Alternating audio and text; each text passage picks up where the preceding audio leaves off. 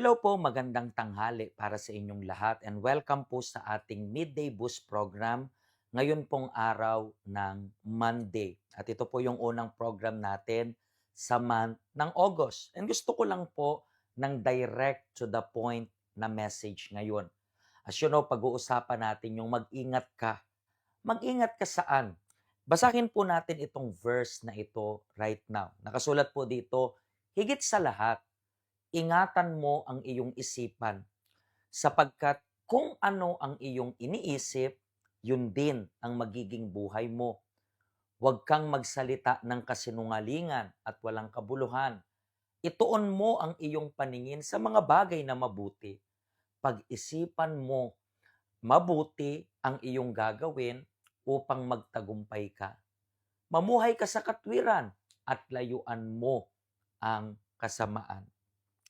Ngayon po ay introduction lang ng pag-uusapan natin sa buong week na ito.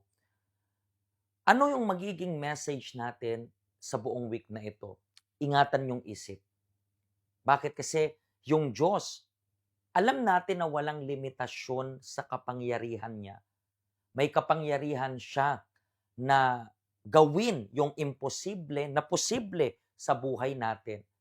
Pero at the same time na walang limitasyon sa kapangyarihan ng Diyos, every time na magtatrabaho siya at kikilos sa buhay mo, diyan pa lang papasok yung mga limitasyon. Bakit? Hindi kaya ng Diyos na baguhin yung buhay ng tao na ayaw maniwala sa Kanya. Hindi kayang gumawa ng malaking bagay yung Diyos sa mga tao na napakakontento sa buhay. Hindi kayang gumawa ng Diyos ng higit pa sa kung anong, kaya ng Diyos gumawa ng higit pa, pero paano niya yan magagawa sa buhay mo kung hindi ka naman naniniwala? So ingatan niyo po yung isip ninyo. Yan po yung message natin for today.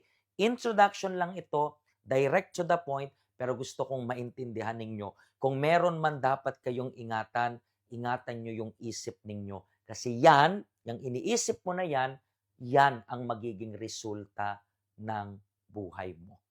Naintindihan niyo po ba? At itong resulta na ito ay dapat mong makamtan sa buhay mo. Resulta ng pagpapala, kaayusan, at katiwasayan. Para mangyari yon, ingatan mo yung isip mo. Once again, basahin natin. Higit sa lahat, ingatan mo ang iyong isipan.